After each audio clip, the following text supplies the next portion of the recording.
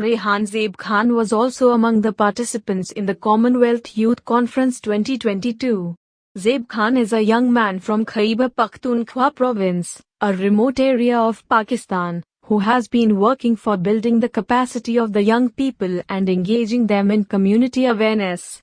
He represented Pakistan at the Commonwealth Youth Conference 2022 in Rwanda. Rehan Zeb Khan also presented 2 resolutions in the Commonwealth General Assembly session, which were passed by an overwhelming majority by other country representatives.